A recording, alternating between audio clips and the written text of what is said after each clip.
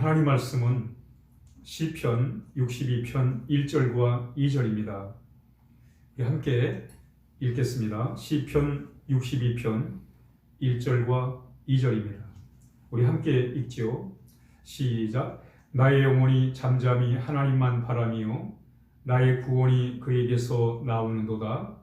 오직 그만이 나의 반석이시요 나의 구원이시요 나의 요새시니 내가 크게 흔들리지 아니하리로다. 아멘.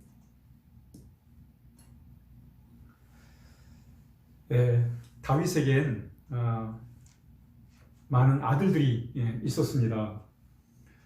첫째 아들이 암논이고요, 둘째 아들이 다니엘이고, 셋째 아들이 압살롬입니다. 이 압살롬은 많은 왕자들 가운데 좀 특출했습니다.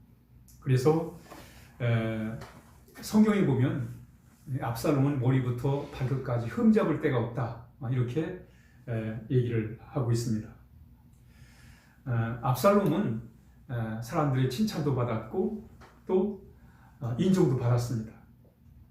그러다 보니까 이 압살롬은 사람들이 자신에 대하여 이렇게 주시를 하고 관심을 보여준 그 인기를 이용해 가지고 아버지의 권력을 이제 찬탈하기 위해서 거역을 합니다. 반역을 하게 됩니다.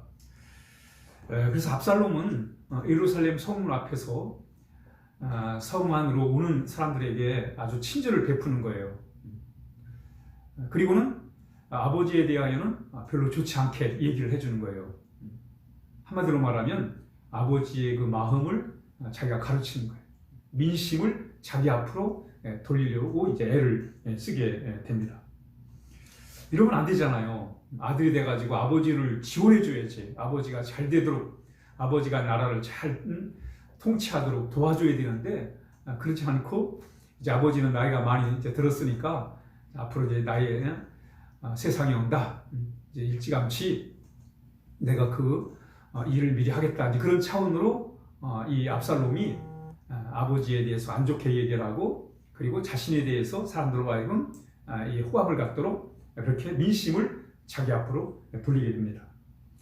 시간이 많이 지나가지고 이제 많은 사람들이 압살롬을 지지하게 됐고, 또 민심이 자기에게로 돌아왔다는 것을 이제 알게 되었을 때, 이 압살롬은 힘 있는 사람들을 이제 데리고 헤브론으로 갑니다.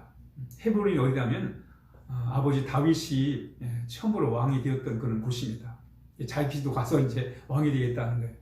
그래서 압살롬이 스스로 이제 그 왕이 되기 위해서 헤브론으로 갔어요. 많은 사람들이 압살롬을 이제 따랐습니다. 왜냐하면 이제 아버지 다윗의 시대는 지나가고 자신의 시대가 왔다고 생각을 한 거예요. 압살롬의 시대가 왔다고 생각을 한 거예요. 그래서 많은 사람들이 압살롬을 이제 따라왔습니다. 스스로 이제 압살롬이 왕이 된 거예요. 이 소식을 아버지 다윗이 늦게 알아요. 이 소식을 들었을 때 참 아버지 입장에서 기가 막힐 노릇이죠. 아들이 반역을 일으켜가지고 아버지 자리를 이렇게 참 노리고 있으니 얼마나 그 마음에 짐이 무겁겠습니까? 그래서 이제 신하들을 이제 모읍니다. 이 대처를 하기 위해서 신하를 모으는데, 신하들이 대부분 이미 압살롬 편으로 간 거예요. 압살롬 쪽으로 가버렸어요. 그 중에 한 사람이 누구냐면 아히도벨입니다. 이 아히도벨은 다윗 왕의 충신이었어요. 그리고 전략가예요.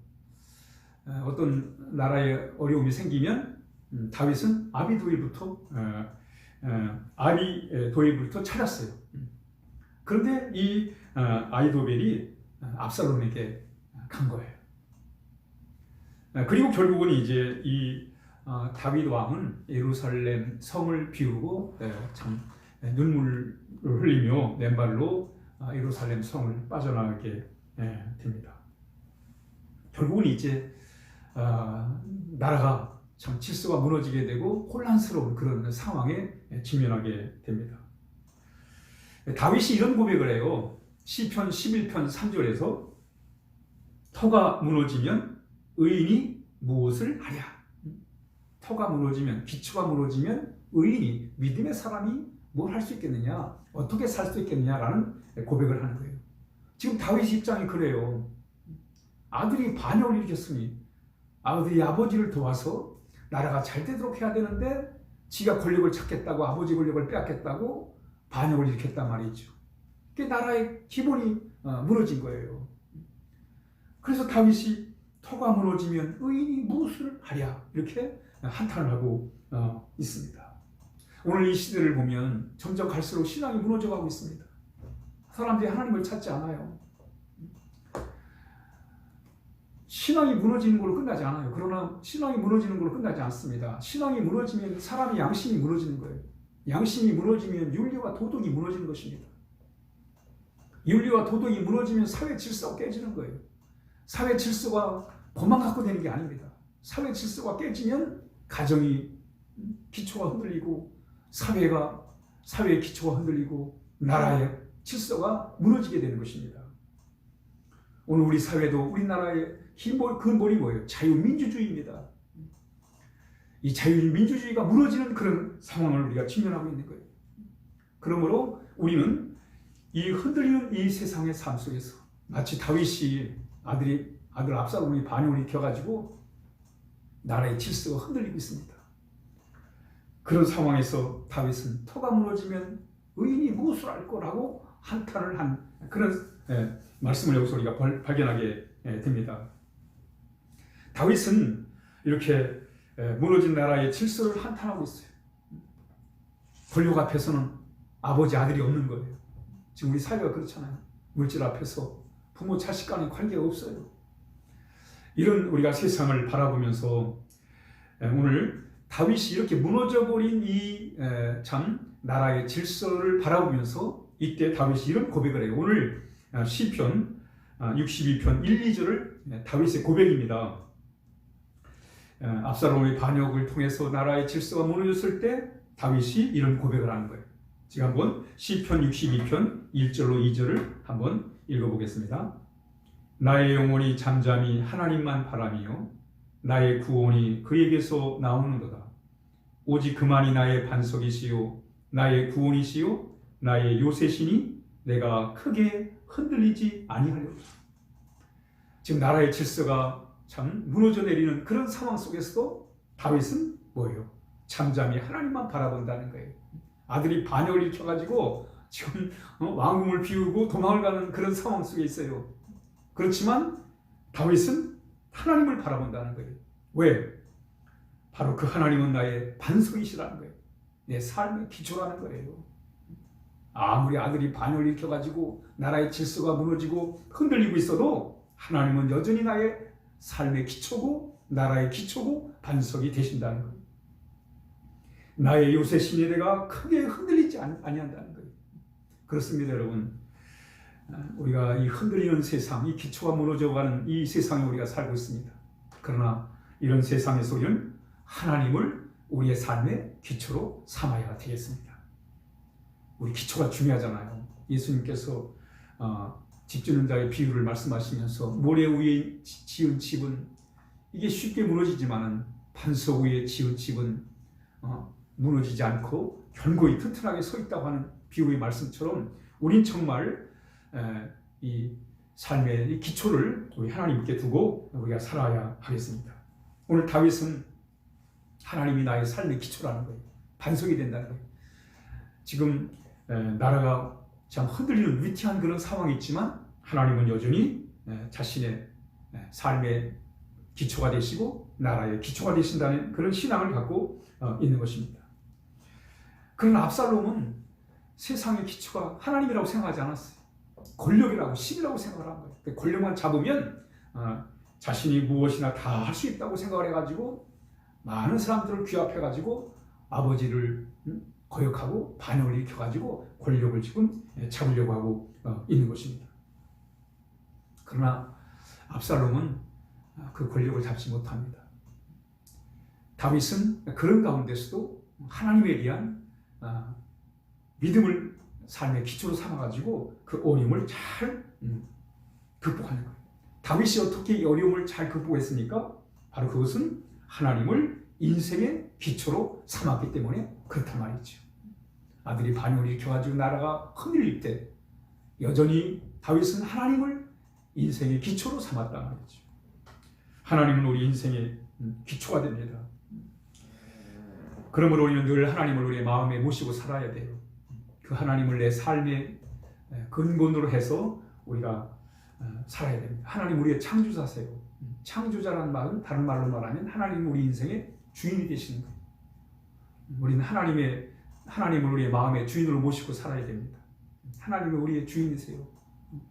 하나님이 나의 삶의 주인 될 때 우리는 아무리 이 세상이 흔들리고 요동을 쳐도 우리는 견고한 그런 삶을 살아갈 수가 있는 것입니다. 왜? 하나님 우리 인생의 기초가 되기 때문에 그분이 나를 붙잡아 주시고 나를 이끌어 주시기 때문에 그런 것입니다. 그래서 우리는 여러 가지 상황 속에서 무엇보다 중요한 것은 하나님이 나의 주인으로 삼는 거예요. 하나님을 나의 주인으로 삼고 살아야 돼. 하나님을 사랑해야 돼. 하나님을 사랑한다는 건 하나님을 두려워하는 거예요. 오늘날 여러분, 오늘 우리 사회 문제가 뭐예요? 하나님을 두려워하지 않아요. 하나님을 두려워하지 않다 보니까 이 세상이 요동을 치고 기초가 무너져 내리는 그런 형국을 맞고 있는 것입니다. 우리는 우리 하나님을 우리의 마음의 주인으로 모시고 살아야 됩니다. 그런데 우리는 하나님을 우리의 마음의 삶의 주인으로 모시고 살려고 하지 않아요. 자꾸만 내가 주인이 되려고 해요. 내 자신이 주인 되려고 해요. 내가 주인이 되면 참 사는 게 괴롭고 늘 염려, 근심, 걱정, 불안해서 벗어날 수 없는 걸 알면서도 여전히 우리는 내가 주인 노릇을 하려고 해요. 내가 주인 노릇하면 사는 게 고달프고 힘들고 이런 걸 경험하면서도 여전히 우리는 그때마다 내가 삶의 주인이 되려고 한단 말이죠. 내가 내 자신이 내 가진 게 삶의 기초가 되고 내 능력이 내 자존심이 내 삶의 기초로 삼고 살아가려고 한단 말이죠. 다시 말하면 하나님을 내 삶의 주인으로 잘 모시려고 하지 않아요. 내가 여전히 주인 노릇을 하려고 해요. 내가 주인이면 사는 게 괴롭고 고통스러움에도 불구하고 여전히 우리는 우리의 삶의 주인이 되려고 한단 말이죠. 하나님 대신 내가 주인 되려고 하는 것, 이게 바로 타락한 본성입니다. 우리는 이 문제를 해결해야 하는 것입니다. 이 타락한 본성을 처리하지 않고는 하나님을 내 마음의 주인으로 모시고 살 수가 없어요. 이 타락한 본성을 바울은 옛사람이라고 했습니다. 에베소 4장 22절에 너희는 유혹의 욕심을 따라 썩어져가는 구습을 따르는 옛사람을 벗어버리라고 했습니다. 유혹의 욕심을 따라 썩어져가는 구습을 따르는 옛사람을 벗어버려야, 여러분 옛사람을 벗어버려야 돼요. 그 옛사람은 자꾸만 나로 하여금 내 자신을 내가 주인으로 삼고 살도록 그렇게 하는 거예요. 그게 바로 옛사람의 특징입니다. 하나님을 주인으로 모시는 게 아니라 내가 주인 노릇을 하려고 그러는 거예요. 그렇기 때문에 우리는 옛사람을 내 안에서 쫓아내지 않으면 나는 하나님을 내 마음의 주인으로 모시고 살 수가 없어요. 그 옛사람이 문제다. 옛사람을 내 안에 품고 살 때 우리는 옛사람을 처리하지 않고는 하나님을 내 마음의 주인으로 모실 수가 없어요. 근데 그 옛사람을 처리해 주는 분이 있어요. 그분이 누구냐면 십자가의 예수님이십니다. 십자가의 예수님은 나의 옛사람을 해결해주고 그리고 이제 하나님을 내 삶의 주인으로 모시고 정말 그분의 인도를 따라서 그분의 도우심을 따라서 우리가 살아갈 수가 있는 것입니다. 이게 하나님의 자녀로 살아가는 방법입니다. 하나님을 내 삶의 주인으로 모시고 살아가는 거예요. 그러면 그분이 내 삶의 기초가 되시고 반석이 되는 것입니다. 옛사람을 처리해 주는 분은 예수님이에요. 십자가 예수님이십니다. 로마서 6장 11절에 이와 같이 너희도 너희의 자신을 죄에 대하여는 죽은 자요 그리스도 예수 안에서 하나님께 대하여는 살아있는 자로 여길지어다라고 말씀합니다. 죄에 대하여는 죽은 자요 예수 안에서 하나님께 대하여는 살아있는 자로 여기라는 거예요. 그러니까 우리가 십자가 예수님을 왜 바라봐요? 십자가 예수님을 통해 옛사람, 옛사람을 죽여야 그래야 우리 하나님께서 내 삶의 주인 되셔가지고 정말 그분이 내 마음을 다스리셔서 그분이 나를 평안 가운데 내 삶의 능력 가운데 나를 인도해 주심으로 인해서 내 안에 기쁨이 있고 내 안에 자유함이 있고 내 안에 하나님의 은혜 속에 살도록 우리를 이끌어 주시는 것입니다. 그러므로 우리는 십자가 예수님을 통해서 이 자아의 문제를, 옛사람의 문제를 해결할 수 있다는 거죠. 십자가 예수님을 통해서 우리는 옛사람을 죽이고 새 사람으로 살아갈 수 있어요. 갈라디아 5장 24절에 그리스도 예수의 사람들은 육체와 함께 그 정욕과 탐심을 십자가에 못 박았느니라 이렇게 말씀하고 있습니다. 우리 예수의 사람들, 우리 예수님을, 십자가 예수님을 믿는 사람들은 육체와 함께 그 정욕을 십자가에 못 박았단 말이에요. 옛사람을 십자가에 못 박은 사람들이에요. 옛사람이 죽으면 예수님을 통해 우리는 뭐예요? 새 사람이 되는 거예요.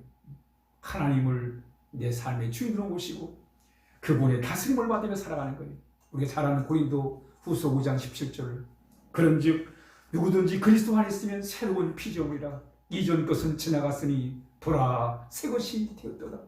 우린 정말 십자가의 주님을 통해서 옛사람은 죽고 십자가에서 지와 함께 옛사람은 죽고 이제 주님이 내 마음의 주인으로 두르심으로 말미암아 하나님의 다스림을 받는 그런 새로운 피조물의 삶을 살아갈 수 있는 거예요. 에베소 4장 23, 24절에 오직 너희의 심령이 새롭게 되어 하나님을 따라 의와 진리의 거룩함으로 지으심을 받은 새 사람을 입으라 그랬어요. 여러분 우리가 십자가에 예수님의 십자가에서 우리 죄에 대하여 죽을 때 우리는 심령이 새롭게 되는 거예요. 하나님이 우리의 주인이 되는 거예요. 하나님은 의와 진리와 그리고 거룩함으로 우리가 지으심을 받은 하나님의 새 사람을 입게 된단 말이죠. 새 사람을 통해서 우리는 하나님을 우리의 삶의 주인으로 모시고 살아가는 거예요. 존 스토트는 진정한 기독교라는 이 책에서 이렇게 얘기하고 있습니다. 그 예수님의 유일하심, 예수님의 유일성은 바로 죽음과 부활에서 확인된다는 거예요. 여러분 주님의 십자가의 죽으심과 부활은 아무도 이제까지 많은 종교 창시자들이 많이 있지만 그 누구도 따라갈 수도 없고 모방할 수도 없는 것이 바로 주님의 십자가의 죽으심과 부활 사건입니다. 주님이 죽으심은 우리 죄를 위해서 대신 죽으신 거예요. 대속의 죽음입니다. 그러므로 우리는 예수의 십자가를 바라볼 때 우리는 그 속에서 참 하나님의 놀라운 사랑과 용서를 경험하게 되는 거예요. 십자가 예수님을, 그래서 우리에게 있어서는 십자가 예수님이 소중한 거예요. 그래서 여러분 우리가 예수님의 십자가를 바라볼 때 이제 우리가 이 사순절을 보내면서 예수님의 십자가를 바라볼 때 하나님의 음성을 들어야 돼요. 우리 지난 주일날 말씀처럼 하나님의 음성을 들어야 돼요. 우리 주님의 십자가를 묵상할 때 주님이 하신 말씀, 내가 너를 사랑한다. 그러니까 십자가의 그것은 바로 사건은 나를 사랑한다는 거예요. 하나님이 예수님이 우리를 사랑한다는 거예요. 사랑해서 이렇게 우리 주님이 십자가를 지셨다는 거예요. 하나님의 큰 사랑을 거기서 경험하는 거예요. 뿐만 아니라 내가 너를 용서한다. 용서를 경험하는 거예요. 그러니 이제는 주님과 함께 새로운 삶을 살아라. 이렇게 말씀하는 거예요. 그러므로 여러분 우리가 십자가의 주님을 바라볼 때 죄질 생각이 싹 사라져야 돼요. 십자가의 능력이 바로 그거예요. 십자가의 예수님을 바라볼 때 죄된 생각, 죄를 지려고 하는 그런 마음들이 십자가 앞에서 싹 다 사라져야 돼요. 여러분 우리가 밥을 먹다가 마음 상하는, 아주 기분을 상하는 일이 생기면 그럼 어때요? 밥맛이 뚝 떨어지잖아요. 밥을 먹다가 아주 기분이 몹시 상하는 그런 말이나 그런 상황이 닥치면 밥맛이 뚝 떨어집니다. 밥을 먹고 싶은 마음이 없어요. 마찬가지로 우리 주님의 십자가 예수님을 바라볼 때, 예수님의 그 십자가를 바라볼 때 우리는 죄질 생각이 싹 가시는, 다시는 내가 죄짓지 말아야지, 내가 앞으로는 정말 못된 생각하지 말아야지, 그런 마음을 갖게 되는 거예요. 그게 십자가의 놀라운 능력이 되는 것입니다. 그러면서 바로 예수님을 내 삶의 주인으로 모시고 살려는 그런 강한 마음을 우리가 가져야 되겠습니다. 여러분 예수님은 죄의 문제를 해결해 주시고 죽음의 문제를 해결해 주신 분이십니다. 십자가에서. 그리고 주님은 다시 사심으로 죽음의 문제를 해결해 주신 것입니다. 그러므로 우리는 우리 인생에 우리 예수님을 우리의 삶의 기초로 삼고 살아야 됩니다. 골로새서 2장 6, 7절에 그러므로 너희가 그리스도 예수를 주로 받았으니 그 안에서 행하되 그 안에 뿌리를 박으며 샘을 얻어 교훈을 받은 대로 믿음에 굳게 서서 감사함을 넘치게 하라고 말씀하고 있습니다. 바로 우리 예수님이 우리의 삶의 기초가 되실 때 우리 하나님을 우리의 마음의 주인으로 모시고 살아갈 수 있어요. 여러분, 다윗은 아들의 그 반역을 통해서 나라가 흔들리고 참 자신의 삶이 요동을 칠 때 그런 고백을 하는 거예요. 시편 62편 5절과 7절에 나의 영혼아 잠잠히 하나님만 바라라. 물은 나의 소망이 그로부터 나오는도다. 오직 그만이 나의 반석이시요 나의 구원이시요 나의 요새시니 내가 흔들리지 아니하리로다. 나의 구원과 영광이 하나님께 있으며 내 심의 반석과 피난처도 하나님께 있도다 그랬어요. 참 아들이 반역을 일으켜가지고 자신의 마음이 요동을 치고 나라가 질서가 무너질 때 다윗은 하나님을 바라보고 삶의 기초가 되시는 하나님을 바라보면서 하나님이 여전히 나의 반석이십니다. 그리고 하나님을 주인으로 모시고 그분을 통해 살아갈 때 그가 흔들리지 아니한다는 그런 고백을 하고 있습니다. 그렇습니다, 여러분. 하나님이 우리 인생의 기초예요. 그러니까 우리는 하나님을 늘 우리가 의지해야 돼요. 하나님을 내 삶의 주인으로 모셔야 돼요. 근데 이게 참 어려워요. 하나님을 주인으로 내 마음에 모셔야 되는데 자꾸만 내가 내 삶의 주인 노릇하려고 그래요. 그러다 보니까 늘 염려와 근심과 걱정, 마음에 안 드는 게 많고 괴로움이 더한단 말이죠. 왜 그래요? 이 사람이 있어요, 이 사람. 이 사람을 내 안에 쫓아내는 방법은 십자가 예수님을 만나는 거예요. 십자가 예수님을 통해서 제일이하는 축복, 다시 주님과 함께, 부활의 주님과 함께 다시 살 때 바로 우리는 하나님의 자녀가 되고 하나님이 다스리시는 그런 귀한 삶을 통해서 하나님이 주시는 기쁨과 평안과 하나님이 주시는 자유와 은혜 속에서 우리가 살아가게 되는 것입니다. 이럴 때 세상이 요동을 치고 환경 처지가 참 요동을 쳐도 우리는 흔들리지 않는 굳센 삶을 살아갈 수 있게 되는 것입니다. 요즘 여러 가지 상황이 어려운 그런 상황이 있습니다. 그럼에도 불구하고 우리의 삶의 반석이 되시는 우리 하나님 꼭 의지하고 우리 하나님과 함께 이 어려움을 잘 이겨내는 우리 모든 성도들 다 되시기를 바랍니다. 기도하겠습니다. 하나님 아버지 감사합니다. 이 요동치는 세상 삶 가운데 우리 하나님을 우리의 삶의 기초로 삼고 우리 하나님 의지하고 살게 하시니 감사를 드리옵나이다. 언제나 우리의 삶 가운데 하나님이 우리의 삶의 주인 되어 주시기를 원하옵나이다. 이제 주님 앞에 이제 하나님 아버지 모든 걸 맡기고 우리 주님의 인도하심을 따라 살 수 있도록 함께 도와주옵소서. 그러기 위해서 십자가의 주님을 늘 우리의 마음에 모시고 죄에 대하여는 죽고 의에 대하여 다시 사는, 그래서 철저히 하나님의 자녀로 우리 모두 살아갈 수 있도록 함께 하시기를 원합니다. 하나님 감사합니다. 예수님의 이름으로 기도하옵나이다. 아멘.